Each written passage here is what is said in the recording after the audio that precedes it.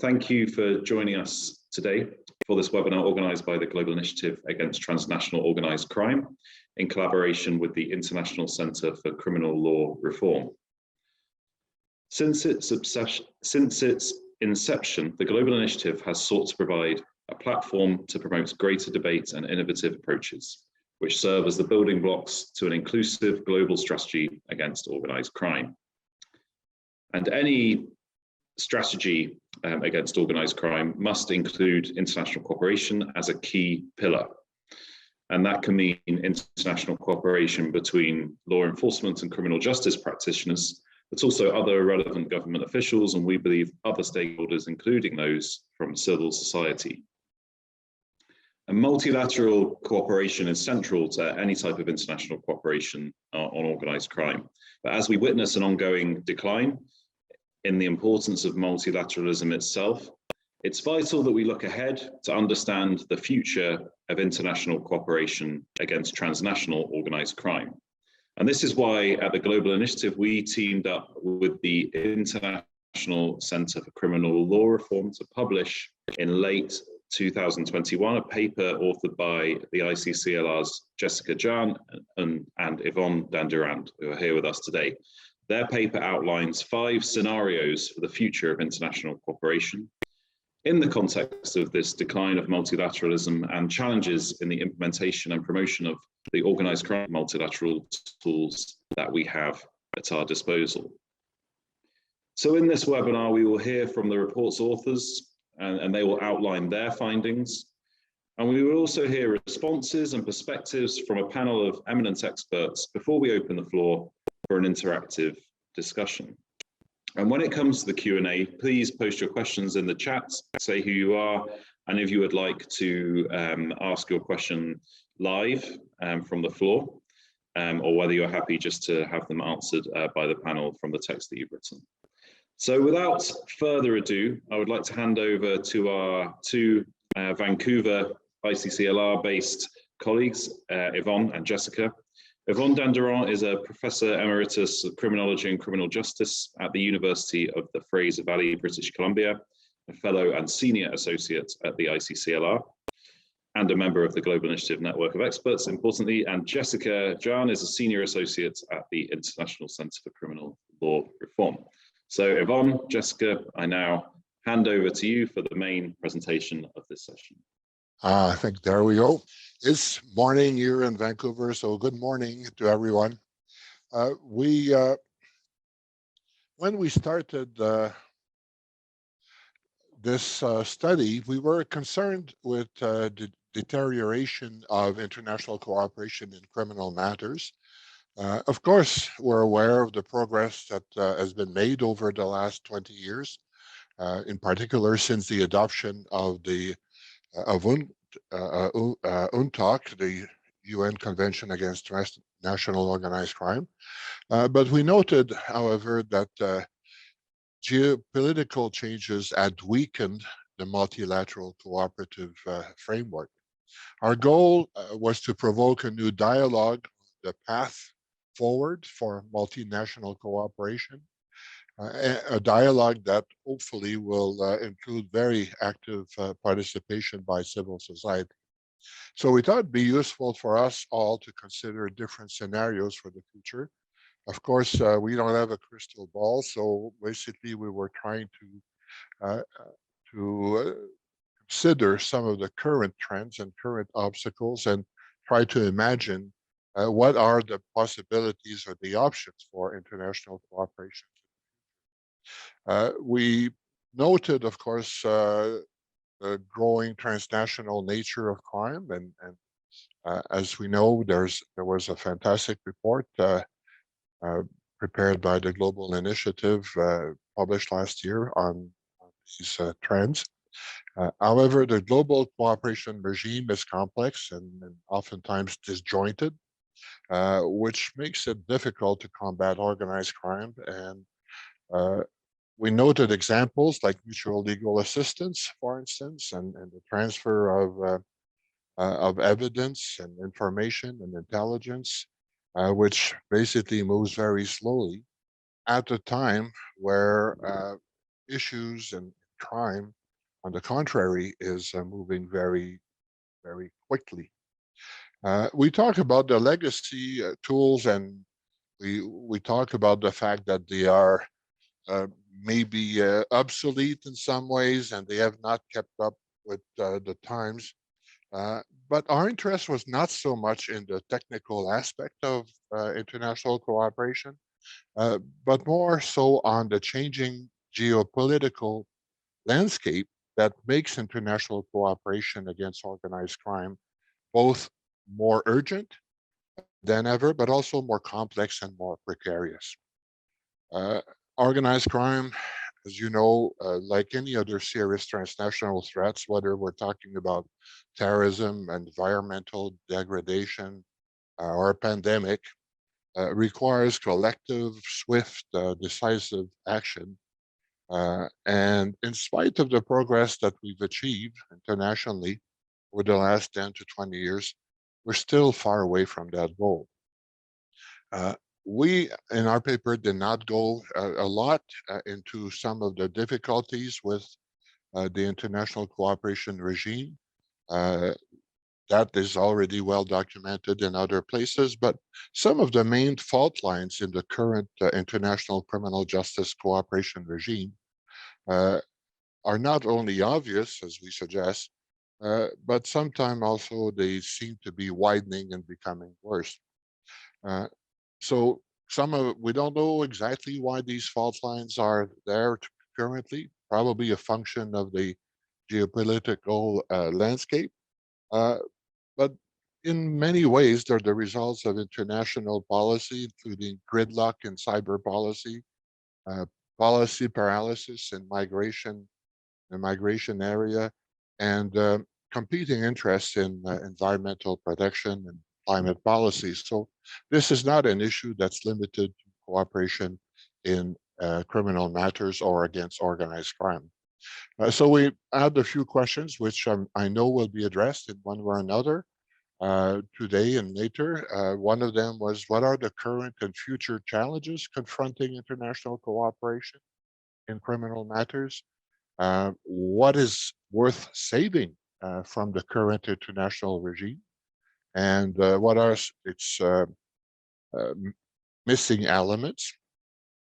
And finally, what would it take for states to invest or reinvest in more effective multilateral mechanism of international cooperation in criminal matters? And as I think all of us know, the current efforts to develop a new convention against cybercrime really is a test of that resolve. Let me turn this over now to Jessica to tell us about the 5 scenarios that we tried to explain. Jessica. Thank you, Yvon, and thank you everybody for being here today. As Ian noted in his introduction, we outline in the report 5 scenarios for how international criminal justice cooperation may unfold in the future. In a moment, I will explain each of the scenarios in more detail, but broadly speaking, Yvon, if you can change the slide, please. And as you can see on your screen, the first scenario, called Together, involves states perfecting the existing international cooperation regime, in part by building on what currently works. Unbound, the second scenario, forecasts a growing preference for bilateral and regional arrangements to better adapt to threats. Going Alone anticipates countries relying more on unilateral measures in order to achieve their aim. The fourth scenario, called Retreat, portends the accelerated use of informal or alternative cooperation arrangements, retreating from the rule of law and the international rules-based system. And lastly, forecasts a situation in which the international community reimagines and adopts radical reforms to meet current and future demands. This scenario is different from the first scenario, called Together, because Renewal forecasts the abandonment of the existing cooperation architecture, whereas Together sees the existing cooperation architecture strengthened or perfected. For us, these scenarios represent alternative futures that may exist potentially in different ways and to different degrees at the same time.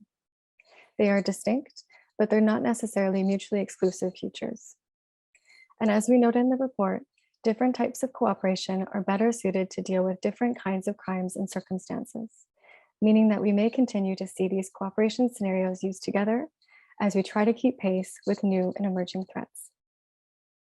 In the report, we don't speculate as to which scenario or perhaps cluster of scenarios is most likely or most desirable, instead leaving that to readers and of course to listeners to consider those questions for yourselves. So as I said, the first scenario, called Together, involves states building on existing good practices and developing new tools to modernize the architecture of multilateral mechanisms for cooperation. As Yvon explained, the international cooperation regime at present is in many ways slow and disjointed, but states can't fully retreat from it. So perfecting and strengthening the regime might be a reasonable response to the current challenges and may help to prevent states from resorting to problematic alternatives to cooperation. But perfecting it will require leadership, an actionable strategy, and credible initiatives. The likelihood of this scenario is further complicated by the swirl of uncertainties, conflicting paradigms, and asymmetries in states' capacities, among other factors. We may ask whether the current geopolitical landscape is conducive to perfecting the regime. And for this scenario to work, we may also ask whether some form of hegemony is required and how likely it is that that visionary leadership will emerge. Next slide, please. In the second scenario, Unbound, we foresee states exploring and increasingly relying on new pathways for cooperation at the bilateral, regional, or sub-regional levels. For instance, we may see the emergence of what we call cooperation bubbles to respond to specific crimes. We may take as examples of cooperation bubbles the AUKUS partnership and the counter-ransomware initiative, both of which have been interpreted as the US cooperating with like-minded partners on somewhat specific crime and security matters. These possible pathways or cooperation coalitions do not necessarily indicate weakened cooperation. Instead, they may signal states' adaptation to pressing circumstances, such as heightened polarization, shifts in the global distribution of power, and limited opportunities to renegotiate multilateral agreements. By working together bilaterally or in new bubbles, we may question whether states can help prevent unilateral action or other problematic alternatives, and whether or what kinds of unintended consequences may emerge on geopolitical, economic, and practical levels if we see an even greater reliance on these types of club-based coalitions. Next slide, please.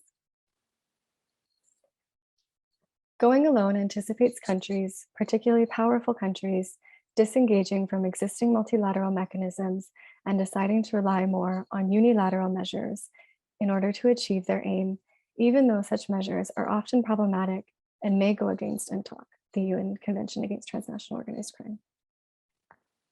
Unilateral measures, such as government-sponsored hacking to bypass the mutual legal assistance regime, will continue to corrode the rules-based international order. But such measures might increasingly be preferred by powerful states with little concern for their future consequences. We may ask under what conditions this scenario is most likely to become a reality, or what are the necessary conditions for states to discard unilateralism and cooperate on international criminal justice. Next slide, please. Somewhat related to going alone, the fourth scenario, called Retreat, sees an accelerated use of informal or alternative arrangements by states at the bilateral or regional levels in order to respond to the localized impacts of transnational organized crime, but in the process retreating from the rule of law and the rules-based international system. And this may include extreme forms of unilateral measures, such as kidnapping. Informal, alternative, and extreme approaches may be appealing to states for several reasons. And in particular, states may be incentivized by the speed of informal approaches, their lack of oversight and limited scope, and the ease with which an agreement can be nullified. These approaches often rely on political, diplomatic, and economic factors to support reciprocity and coherent application.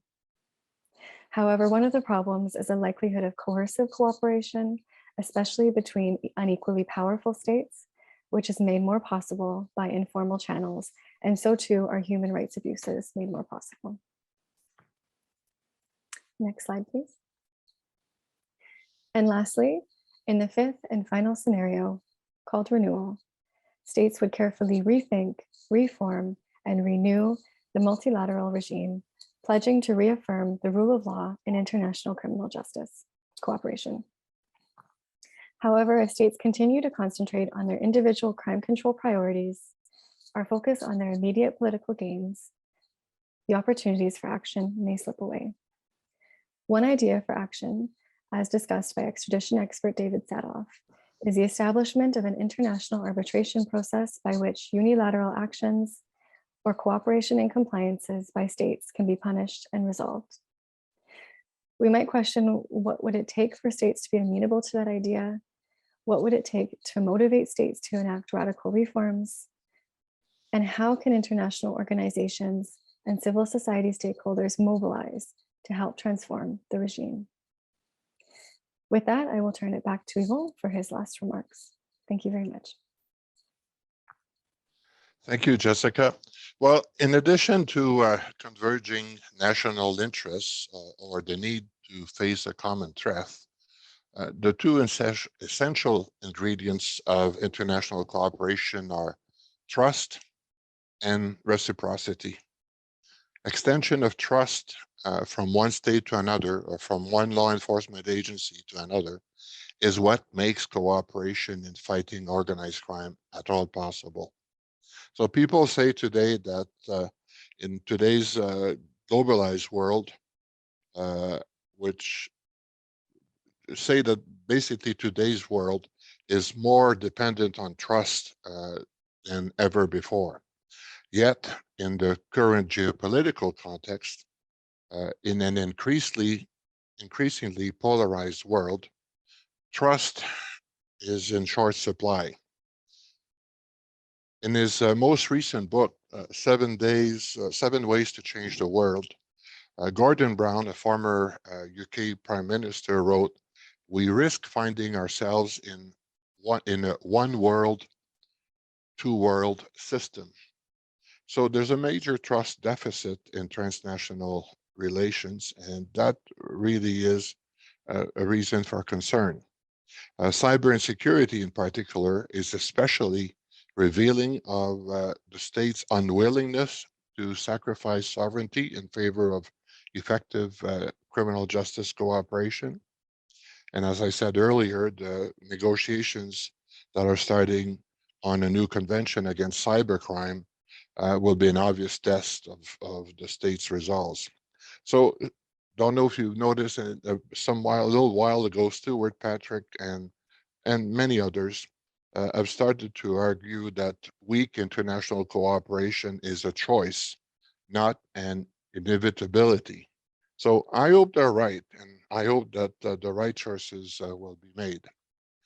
Question that remains is, can civil society offer some leadership and help formulate a new framework for multilateral criminal justice cooperation?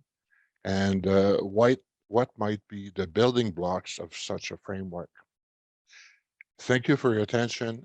Back to you, Ian. Well, thank you very much to you, Yvon and Jessica. The reports that was published and that presentation really laid out some of these very big fundamental issues in a very understandable and thought-provoking way. So I'm looking forward to hearing from the rest of the colleagues on the panel to help us interpret this report and the issues within it. As I said, we have a panel of eminent experts, and I first turn to Mr. Tariq Kosa, who's the director of the Center for Governance Research Pakistan and its National Initiative Against Organized Crime. Tariq has been a prominent international and national law enforcement figure for many years, having held several high-level positions in Pakistan, including as its Interpol Executive Committee member for Asia, Pakistan's Federal Secretary for the Narcotics Control Division and Director General of the Federal Investigation Agency. So Tariq, thank you very much for joining us today. I now hand over to you to give your perspective on this report and the future of international cooperation against organized crime. Thank you, Ian, for having me on the panel. I would like to congratulate both Yvon and Jessica for coming up with this remarkable study, which presents 5 different scenarios in the context of international cooperation. And this is, of course, like provoking a debate and a dialogue, which is much needed in the current geopolitical situation. It is indeed complex, as Yvon pointed out, but the fault lines have been clearly identified in this paper. And I would personally, based on experience with Interpol, with other multilateral forums, I would say that scenario 1 together is an ideal scenario. But the scenario 5 is not that radical. It's basically very pragmatic. And that is the need of the hour, where the civil society now need to provide leadership or this debate in generating a renewed interest, a renewal in the context of this international cooperation framework. I would start by quoting the example of Interpol first.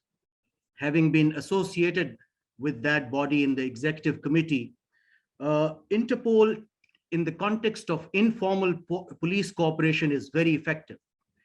In the context of its formal, structured, restricted and procedural restraints make it challenging in the context of international police cooperation. But to my mind, I think there is lots of now a new working group is working on making Interpol more effective in the context of international police cooperation. And former president of Interpol from Singapore, Mr. Koo Boon Hui, is head of that working group. And so therefore, I see that some work is going on in coming up with better engagement at the international level. Secondly, I think by and large, the United Nations, though a big bureaucracy, still retains credibility in the International Committee of Nations.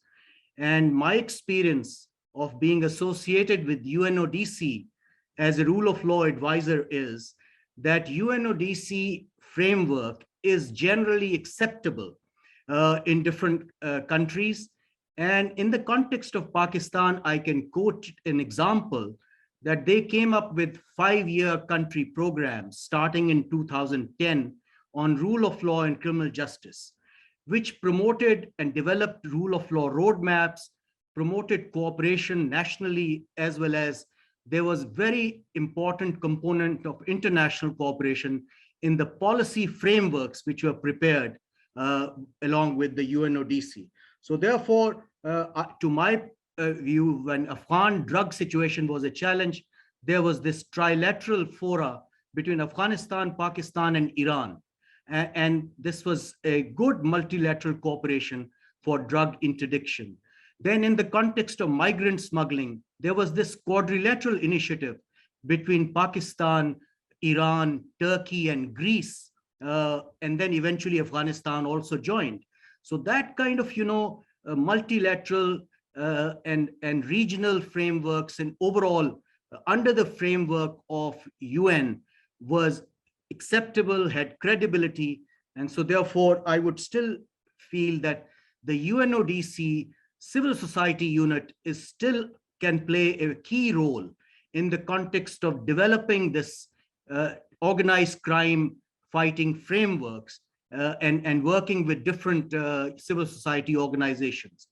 Like Pakistan is going through the UNTOC review currently, and UNODC civil society unit and the global initiative against transnational organized crime and our organization here in National Initiative Against Organized Crime in Pakistan are supporting the government of Pakistan in going through the process of this review of the transnational organized crime strategy.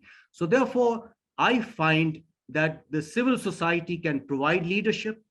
We started a humble initiative in November 2019 based on inspiration from the Global Initiative Against Transnational Organized Crime. And we are grateful to the Resilience Fund for having launched a pilot project in Pakistan, which now has come to be a permanent feature in the form of this National Initiative Against Organized Crime. And we have now lately have been working on mutual legal assistance. The Act has come up in 2020. And so this is where international cooperation is being developed. The institutional legal gaps are being identified.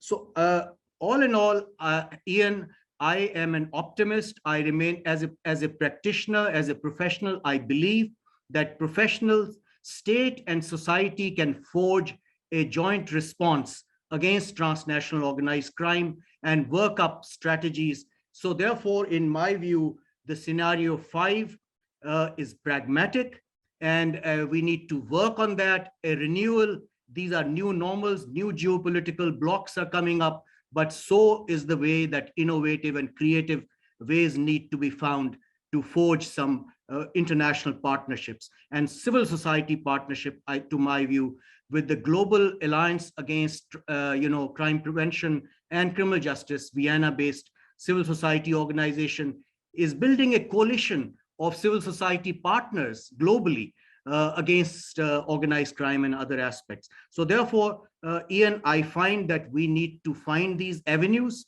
work on convergences rather than divergences, and really try and make a difference. And civil society, in my view, can provide that leadership. Ian, thank you. Thank you very much, Tariq, for those very practical, but also clear examples which do offer some hope and ways in which we can pursue these ideas further in the future. So thank you very much, Mr. Kusa. Next, we go to the European area with Denise Mazzolani, acting head of the OSCE Transnational Threats Department and Strategic Police Matters Units. Ms. Mazzolani is a criminal lawyer specialized in organized crime and corruption cases.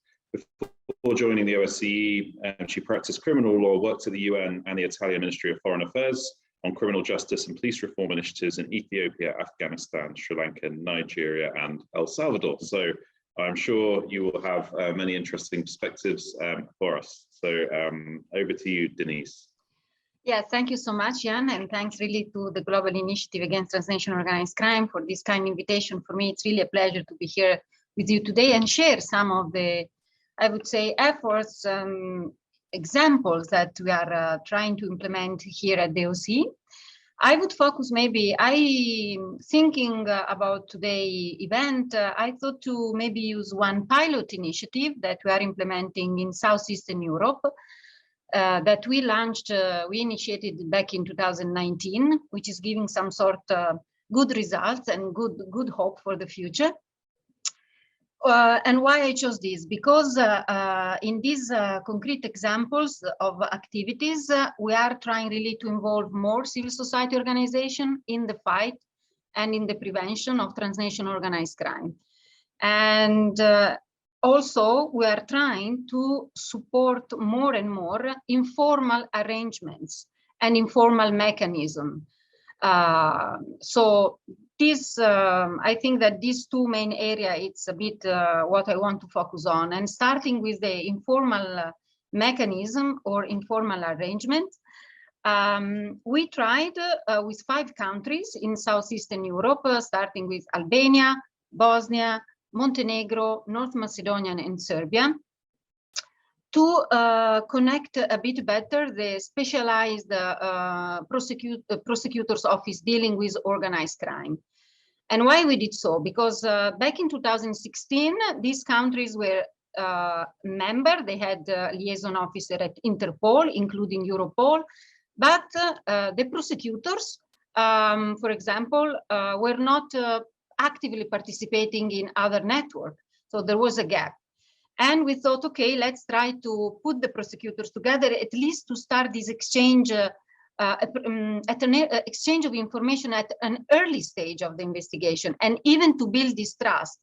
As Yvon, I think, put really clearly, trust and reciprocity, it's really, even in this example, is really key. And this started as an attempt, honestly, to make these countries, these 5 countries, cooperating a bit better, creating the possibility and the venue, the place, the premises, the platform for them to talk, to exchange, and to build their relations. So we start with 5 countries, and today, after only 5 years, we count 12 countries. So it didn't really, the network that was supposed to be limited to the Balkan region now counts European countries. Later on, Slovenia, Italy, Croatia, Bulgaria, Romania, and many others joined. And now other 2 members are considering joining. And why? I think that there is more need of these informal talks. And although sometimes it's something that we give for granted, that professionals and prosecutors and other law enforcement officials, they know how to reach out and they know whom to contact, but it's not always the case. And officials we witness are changing quite often in their office and position. And sometimes it's really a matter of individual connection.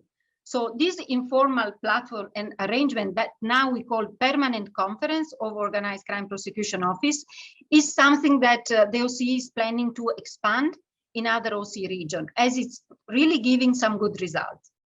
So this to showcase really an informal mechanism. And this informal mechanism was possible thanks to UNTOC provision. So I think that the convention is still relevant, much relevant. But what I see as a need, what we see at the OC as a need, it's really the need to be a bit more creative and to dare to try to launch some sort of innovative form of cooperation. The second point is about civil society organization. In the fight, but also in the prevention against transnational in the prevention of transnational organized crime. So in this pilot initiative that we are implementing, we really try to support civil society organization in 2 specific areas. The first is on asset recovery, and the second one is in prevention activities. And how we are trying to do this, and we are really trying to connect those civil society organizations that are already active in this area, but we are also trying to expand, so to make sure that other civil society organizations that, for example, are very much active in the criminal justice sector, they also know more about transnational organized crime, as it is more complex than other typology of crime. And it includes, for example, it entails a lot of measures like asset recovery, that present some sort of technicalities that civil society organizations need to understand, then to be able to contribute.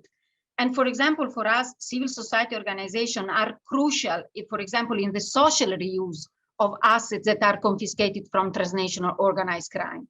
So now, for example, we are trying to build a small network, again informal, of civil society organizations very active in this field in Southeast Europe. And then we will see how it works. And if we can later on expand a bit more. Also, what we witness when it comes to civil society organization is that, of course, we cannot ask civil society organization to replace security actors, state institutions to conduct criminal investigation. But when it comes to this, I would say, more institutional role or state powers, civil society organization can do a lot. And for us, for example, the monitoring of how criminal justice institutions investigate and address transnational organized crime is crucial. Or I would say also the contribution to those, for example, parliamentary committees that have a role to oversight, you know, and to check what is going on when it comes to the performance of security actors in addressing, it's really crucial and relevant. So we are also trying to support more civil society organization in this monitoring aspect. And a good example is a very recent one from my country in Italy, where civil society organizations really came together and they demand about the use of the recovery package that state and the European Union were giving when it comes to, you know, the recovery of economy because of the pandemic, and because of lack of transparency and really high risk of money laundering, corruption, and misuse of these funds, also including organized crime group. They played a very important and significant role asking state institutions to be more transparent about the use of these funds. And this is a big deterrence and I would say a significant importance in the prevention. So these are really concrete examples that we found very, very vital, very useful, and we hope that we will be able at the OSCE really to continue supporting this sort of good example in other regions, especially now maybe in both Eastern Europe, but also in Central Asia in the future. So thank you so much, and I'm ready for any question you may have. Thank you very much, Denise, for those interesting examples from the OSCE region and that the OSCE itself has been working with. Next, I turn to Dr. Matti Jautsson, who is the former director of the European Institute for Crime Prevention and Control. He's served as a criminologist at the Ministry of Justice of Finland and served in various positions, including as Director of International Affairs at the Ministry of Justice. And most recently, he was the special advisor at the Thailand Institute of Justice in Bangkok. At the United Nations, he served as interregional advisor for the UN Crime Programme and has published widely on the programme and its meetings and conferences. So I hand over to you now, Dr. Jautsson. Thank you very much, Jan. And I'd like to thank the Global Initiative, the Global Alliance for this panel and for the invitation to take part. A special thanks to both Yvon and Jessica for a very thoughtful and provocative paper. You raise a lot of very good questions in it, and I think the description of the 5 scenarios you outline is very helpful. I promised Jan I'd only make 3 points. I won't try to answer or pick up on all of the questions. I counted 10 separate questions. We would run out of time if we do that. My first point is I totally agree with Yvon and Jessica that the international regime for police and judicial cooperation, it's complex, it's slow, and it's disjointed. Now and then I've referred to it as a patchwork quilt put together of regional, global, bilateral, and informal cooperation. And I think it's even fairer to say it is not only a patchwork quilt, it is a fraying patchwork quilt with lots of holes that have to be stitched together. But like even a patchwork quilt that's fraying, it still does work in many cases. And I wouldn't like to exaggerate the influence of geopolitical tensions. Yes, they do make the headlines. Yes, there are cases that are not proceeded with for clearly political reasons, but that is generally a decision made by the policymakers, the political leaders. If you distinguish between them and the practitioners generally want to bring the bad guys to justice and help the victims. So they will do what they can in most cases in order to bring those offenders to justice. And to do that, they will use whatever tools they think is best suited to purpose, whether it is a global framework like UNTOC, a regional convention. Here in Europe, we have Council of Europe and European Union instruments. For the last 3 years, I've been working with the Thailand Institute of Justice and looked at ASEAN cooperation. They also have a growing regional cooperation network. Still, there's a lot to be done, but it is working. My second point is that UNTOC, to which Ian and Mr. Kosa made reference, it is influential. It provides a very usable global framework. It has widened the geographical scope of the conventions. It's provided common definitions for 4 key offenses and a few other offenses. And it has, to a considerable extent, standardized various forms of mutual legal assistance, extradition, joint investigations, etc. So it does provide tools that practitioners can use. The difficulty is that it is underused. And in part, it is underused because while a considerable number of countries, if I am correct, 140 countries have joined in, it's not enough simply to ratify the convention. It also has to be put in place with implementation. And the UNODC, together with, for example, the United Nations Program Network of Institutes, and Yvon and Jessica, you at the International Center for Criminal Law Reform and Criminal Justice Policy are very much involved in this. You have been providing a lot of help to countries in making UNTOC a reality. Your center, for example, has been involved in the review implementation, the mechanism for the review of implementation. And more widely, civil society can provide assistance also here by helping countries develop their legislation, identify what isn't in line with UNTOC and with other applicable conventions, the development of policy, a organized crime strategy, and I would say in particular, training practitioners. We found in the ASEAN region, Southeast Asia, that a great number of practitioners, I would say a surprising number of practitioners, may have heard of UNTOC, but they really have no idea how they would apply it in practice. They simply don't have the training, they don't have the tools that they would need.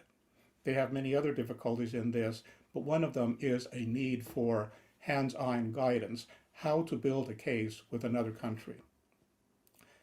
The third point I'd want to pick up, and this is a minor one, the other two I think are major. One of your questions is, what is a crucial missing element?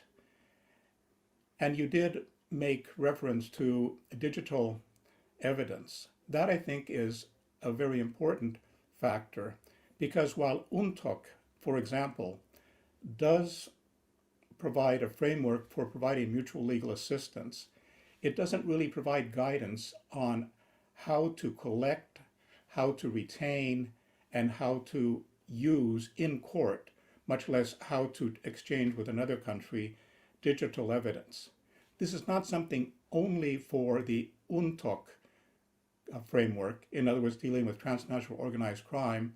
It's also important in responding to modern forms of crime like cybercrime and economic crime, which as such would not necessarily fit in to the UNTOC framework.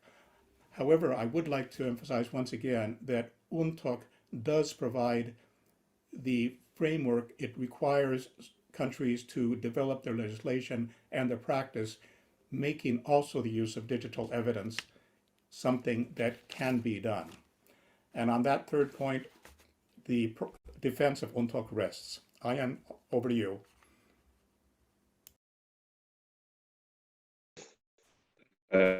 Thank you very much for providing that defense and also for pointing out that it's, I think this is a point that needs to be made more often, that, it's not just about the adoption and the ratification of international instruments, it's about the implementation and the capacity building and the training that's needed to make sure that the practitioners involved can make the most of the tools they have through these conventions. Last from a speaker from our panel is a colleague of mine at the Global Initiative, Walter Camp, who's the director of the Global Initiative Southeastern Europe Organised Crime Observatory. Walter served in senior roles at the OSCE, the UNODC, and at the International Peace Institute, and is widely published on these issues as well. So without further ado, I hand over to Walter.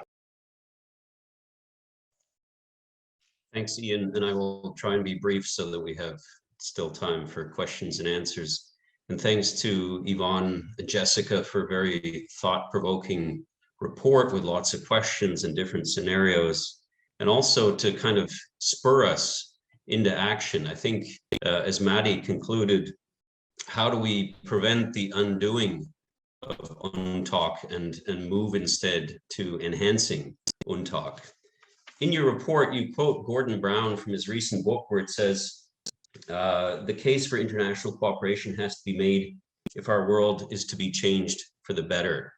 And I just wanted to take this opportunity to mention a book that I've just written called Security Through Cooperation. It actually tries to make that case for cooperation. And the key word in the book is actually the one that Yvon referred to, which is reciprocity, that states actually have a self-interest to work together. Cooperation is realpolitik. It's not altruism. It's not liberal internationalism. And I think cooperation against transnational organized crime is a good example of that. By definition, these are types of crimes that go across borders. Even the most powerful countries can't deal with these situations on their own.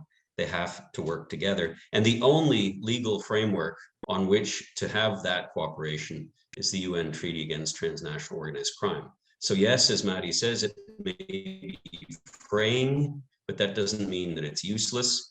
We should be seeing how we can put those threads closer together and avoid them from being further frayed.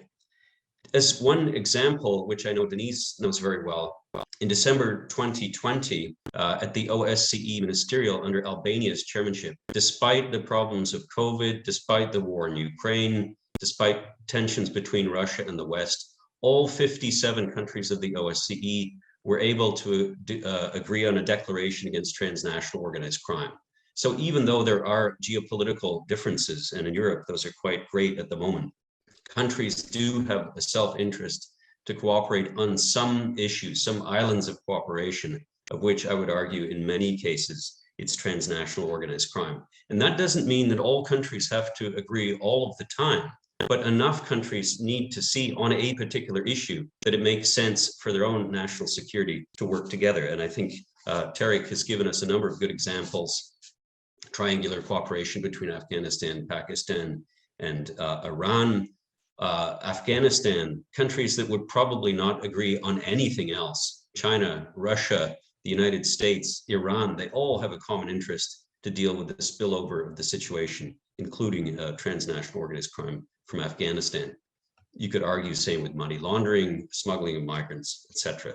So the Palermo Convention wasn't put together by a bunch of international lawyers who were trying to make the world a better place. It was put together by states who realized collectively a common and a self-interest in having a legal framework.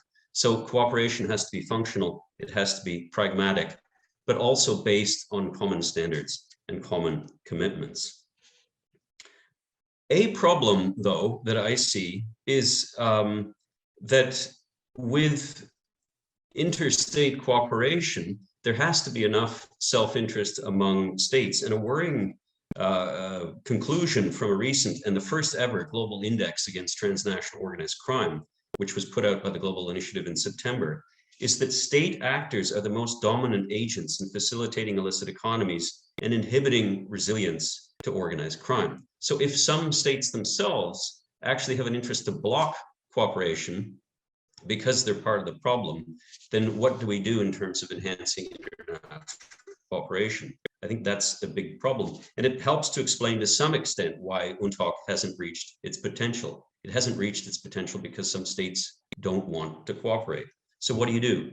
I would argue that one is more focus on implementation review.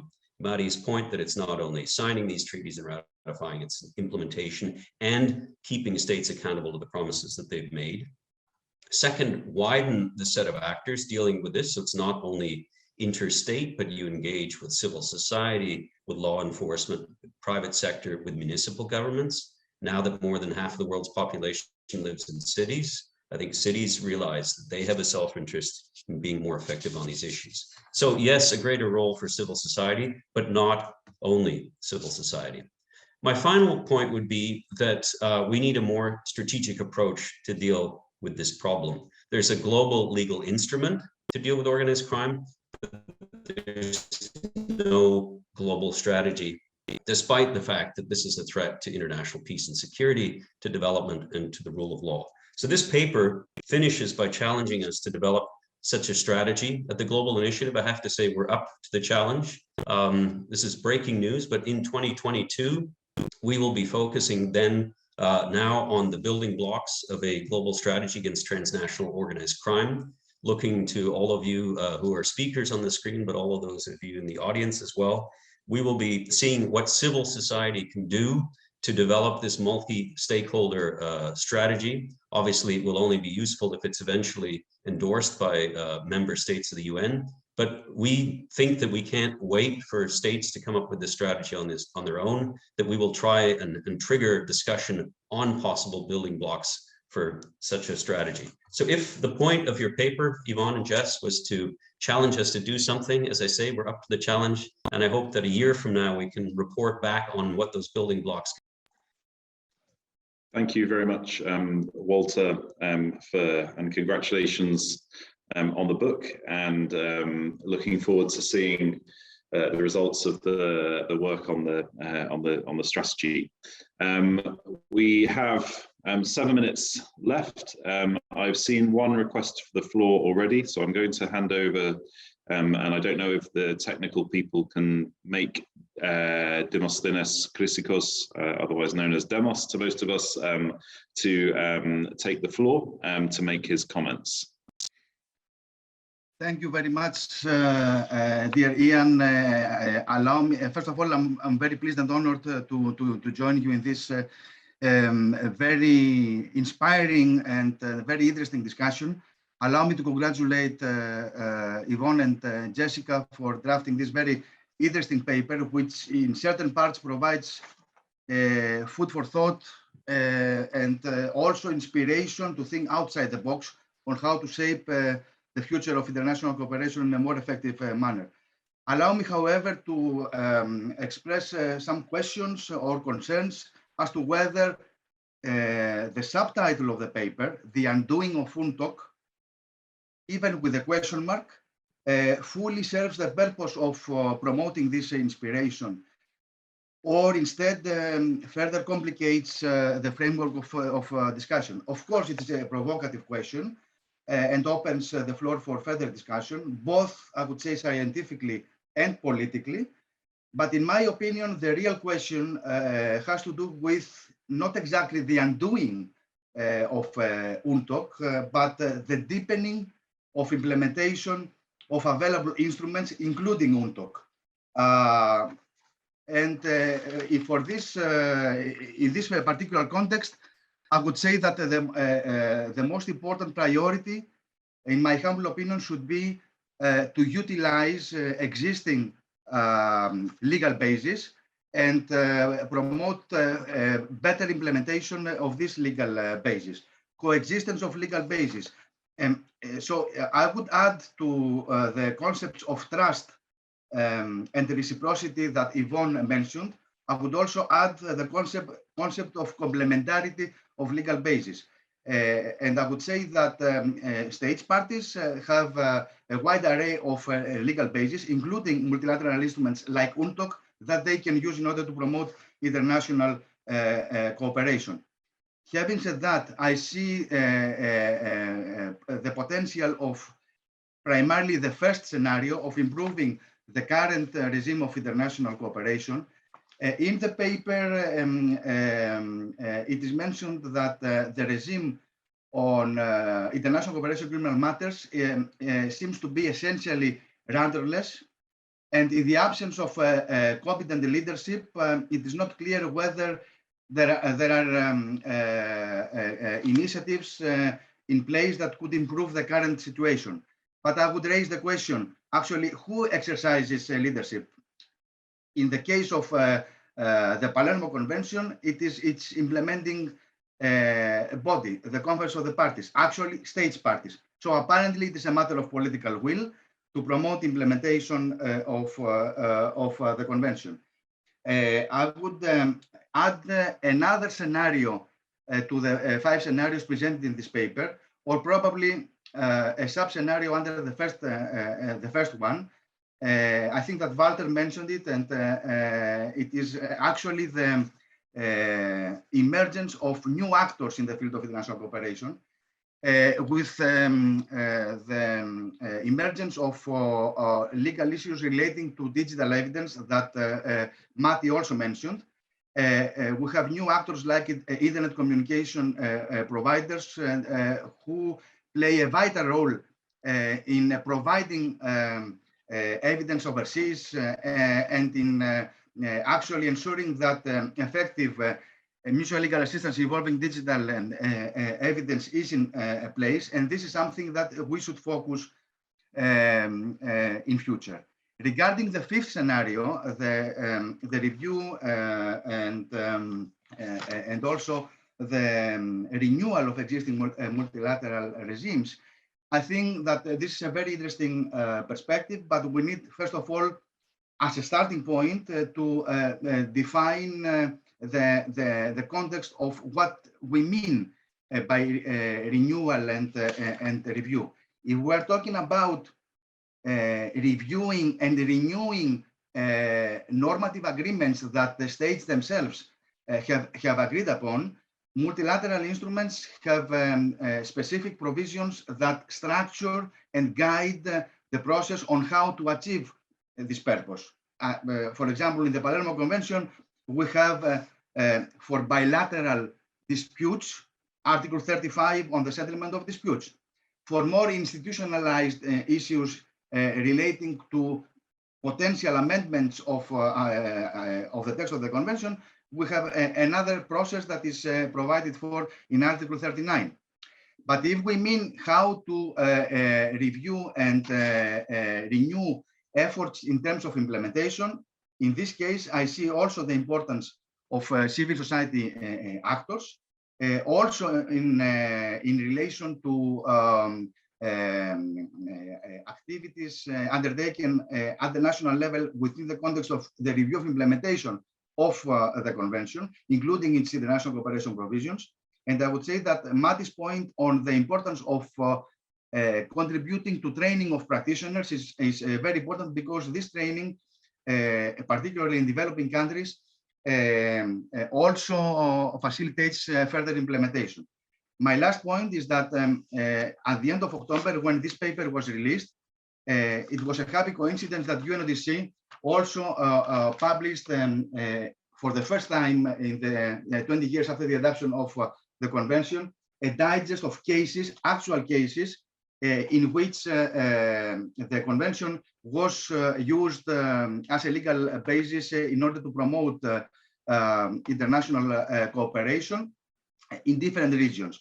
It has been developed pursuant to a certain mandate resolution of the Conference of the Parties. And this digest represents the first and most comprehensive study of the practical use of this instrument, which is still influential. I would also agree with Matti that it is underused, and there is a potential for further use, effective use of the convention in different countries, in different regions. We have gathered information on actually 104 cases, actual cases from different regional groups where the Palermo Convention was used. And that was done at a very significant juncture, having already celebrated the 20-year anniversary of the adoption and opening for signature of the convention, and with all the accumulated experience after 18 years since its entry into force. So we do hope that the digest will fill a gap in the range of technical assistance tools that the UNODC develops in order to support states parties in preventing and combating transnational organized crime. And I think that this coincidence of having two pieces of work, the digest, but also this very interesting and important paper that we're discussing today, although they have different starting points of analysis, and a different substantive orientation. It is very important that they have been made available at the same time, because this will facilitate further dialogue and exchange of views. The digest is available online in a Sherlock database, and we are working towards making raising awareness about this tool. Also, in a year, that we will organize a series of intergovernmental meetings, including the next session of the Conference of the Parties, but also its working groups. And particularly for this year, the working group on international cooperation, together with the working group on technical assistance, will also include a joint thematic discussion on crimes that affect the environment.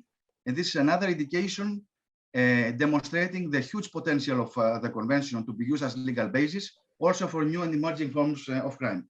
Thank you very much for allowing me to intervene. Thank you. Thank you, Demos, and it's always good to hear your perspectives and remind us of what's going on at the institutional level at the UNODC and the UNTOC international cooperation processes that exist. I think we can carry on for another 10 minutes or so. So I'm going to go to the questions in the chat. I think the first couple of questions I'd like to direct at the report's authors. First one from Yvon Grant, former UK law enforcement analyst. He asks, which nation states and regional groups are recognizing the consequences of the new geopolitical realities and which are not? And is the UNTOC now an outdated response? And Jay Albanese, who a lot of us know very well, has asked, in a globalized world where economy, security, and opportunity increasingly rely on the actions of other states, how do you explain the recent trend toward overt self-interest, nationalism, and antagonism toward or rejection of international cooperation? I see that Walter has volunteered to ask the second question, to answer Jay's question, and then we can go back to the authors to answer the first question. Thanks, Ian. You must have read my mind, even though I didn't volunteer. I was thinking about that question. Okay, well, it says it on my screen. It says Walter Kemp would like to answer this question live. So you must have, here we go. Thoughts must have been transmitted to Zoom somehow. Super. Perfect. I would say, in answer to Jay Albanese's question, that we have a number of factors that are converging. One is a breakdown of trust of the people in their governments, that governments are able to deal with the issues of today. And the irony is that governments are not able to deal with these issues on their own because they're transnational. And yet the reaction is to build walls, to build fences, to try and do things on their own, which makes them even less capable of dealing with these issues, and then creates greater frustration and plays into the hands of populists who then have simple solutions. There's a lack of trust between states, and there's a lack of trust of states and their peoples in the institutions that are supposed to be dealing with these issues. And I think that together creates this cocktail of distrust at so many different levels, as Yvon mentioned, so that we're getting retaliation instead of reciprocity. That at a time when countries are supposed to be or should be working with each other for the sake of self-interest, they're actually working against each other. And this is actually making the situation worse. I hope that we'll see a pendulum swing, again, based on self-interest, not least after the pandemic, dealing with climate change and other things where countries have to realize the self-interest. And maybe dealing with transnational organized crime might be an area where countries are able to do that together. Thanks, Walter. Okay, I'm going to go back to Yvon and or Jessica for the first question now, which was answering Ewan's question on, is UNTOC now an outdated response, and which countries or groups are recognizing the new realities? Let me try to answer that one. I don't think that UNTOC or even UNODC are outdated as much as it is an insufficient response. The world has continued to evolve over the last 20 years. So there's that, and there's also the changing landscape in terms of what Walter just described. Basically, the will to make the UNTOC work was never strong in my view, but is vanishing slowly. So this is not UNODC, but it certainly is an issue around the will and determination to make UNTOC work. Now, every time I say that, I'm conscious of the fact that people have worked very hard to make it work, and that we need to acknowledge that there's a lot of progress that was made with UNTOC. But 25 years ago, when the thought of developing UNTOC was first expressed, it was sort of a very radical proposition. It is not today, so we have to move away from that. And I think Demos made a very Demos and Meti made a very good defense of UNTOC, and we would agree with everything they said. And looking back, I'm thinking that one of the things that Jessica and I missed in our analysis initially was this emergence of new actors, which was just mentioned. So clearly, this is a difficult time for international cooperation in all areas. And think also, if we can't achieve better cooperation when it comes to fighting something like the COVID-19 pandemic, where everyone has a sense of the urgency of the situation. When it comes to organized crime and the fact that a lot of people don't understand its impact and the impact of criminal markets and so on, it's a lot harder to convince policymakers, politicians, and the population to do something about this. When is it that in your country people are discussing things like extradition treaties? Most people don't have a clue that this is important. Strangely, for the last 3 years in Canada, it has become a big issue because of a singular case involving a senior official of Huawei, and a case that has been very politicized, including the President of the United States saying that he had no problem former President of the United States, using this as leverage to get the trade concession from China, and Canada being caught between China and the US over that particularly complicated extradition case. So clearly, all of a sudden, this becomes an issue. It's on the news in Canada, but other than that, you don't see it. I was very intrigued by what Denise said, and I liked her points about where she was trying to help us understand what civil society cooperation might actually mean. Well, of course, the global initiative can do its part, and I welcome the initiative to develop a strategy. But there's probably many different ways in which civil society must participate and can participate, and I think we need to do a better job, perhaps, at explaining how this can happen. One of the examples that the global initiative is involved in is civil society's participation in the UNTOC review, right? So that is certainly one way civil society can participate. Denise gave us a few other ideas, but we need to articulate that perhaps a little better. Thank you, Yvon. And before we close, there's one other question for Denise, actually, on civil society actors. There was a question from Suzanne Hoff in the chat asking which of the civil society actors involved, and I think this was during your presentation. And there's also a question from Alawi Masood, the civil society participation in these initiatives. So I wonder if you could just briefly give us a couple of examples of the types of civil society organizations that you've seen active on the prevention and countering of transnational organized crime. And then I think after that, we will head to the other panelists for a final word. Yes, thank you. I think it's an interesting question because indeed the variety of civil society organizations that can be involved and with whom we are actually working are different. So we have civil society organization, for example, that I can define major like research center or even think tank that are interested and they are engaged in rule of law, criminal justice issues. Then we have youth associations that are very active and they work with even at local level with communities.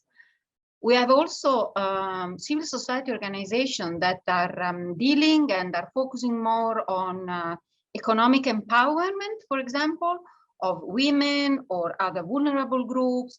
And they really lobby for using, again, assets confiscated from transnational organized crime for the benefit of the society. And I'm thinking we have even cultural organizations that, for example, are active in promoting a culture of lawfulness. And for example, they organize events, even movie, and they talk about transnational organized crime and the impact of this phenomenon and transnational threat on society, community, and economy. So really a variety. And these are the typology that we are dealing with, for example, but I'm sure there are many others that I cannot recall now. Okay, thank you very much, Denise. And I want to hand over to Tarek now. There's a question, I think, which is directed at Tarek, which is from Jay again, asking, are we left with civil society to provide leadership for international cooperation because states are increasingly failing to do it? What do you think, Tarek? Well, Ian, I think this is a very important issue, and I believe that civil society is becoming vibrant, bold in taking leadership and initiatives. And in my country, the public interest litigation, civil society going to judiciary on matters of corruption within the state institutions, or organized criminal networks or groups operating in different areas or categories of organized crime, or missing persons issues and that. So our higher judicial forums are becoming increasingly engaged because the civil society is taking such initiatives. So I feel that it is time to sort of make state actors or stakeholders accountable. And for that, the civil society is playing that role. And it is in terms of this UNTOC review process also where civil societies is going to play a more increasingly vibrant role. And I agree, while trust and reciprocity has been focused by both authors of this study, but the issues raised by Demos in the context of gaps in legal frameworks and the implementation and training and capacity issues that you talked about are the issues that we need to take forward. So I feel the civil society is becoming more vibrant. Thank you, Tarek. And Matti, is there anything you would like to add, reacting to some of these points in the Q&A? Thanks, Jan, for the opportunity, but I came into this discussion thinking that I would be the only resident optimist, but Tariq and Walter have provided sufficient optimism. Since we are over time, I'll leave it at that point. But I could respond to Jay's first question, and that is the glass of international cooperation half empty or leaking badly, and is it leaking further? I would say that it is half empty. With wider implementation, it would be brought up to the brim, and we could all have a nice deep quaff. I'll leave it at that. Thank you. Thank you, Matti. Jessica, is there anything you would like to add? Thank you very much, Ian. I recognize that we're over time, so I will leave it at that. But thank you very much to all your questions, and thank you to my fellow panelists and to the Global Initiative Against Transnational Organized Crime. Thank you, Jessica. And Walter, I see you have your camera on again. You have something else to add before we close? Just to say that cynics who think that it's not possible to work across borders for the sake of self-interest should study how criminals cooperate. Okay, good point, Walter. And on that note, I would like to thank Yvon, Jessica, Matti, Denise, Tarek, and everybody who's contributed.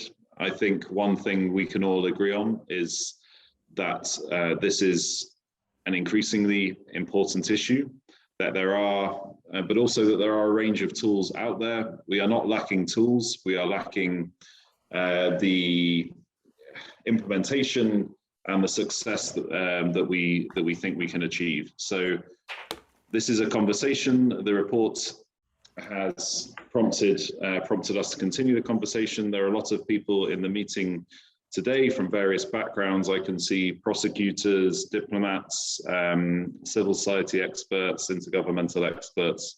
Hopefully everyone goes away with some food for thought, and we continue this discussion to put in place those building blocks that help us get to a better form of international cooperation against organized crime. Thank you very much for joining us today. The link will be posted somewhere on the Global Initiative website, I believe, and we can reconvene at another time. Thank you very much, everybody.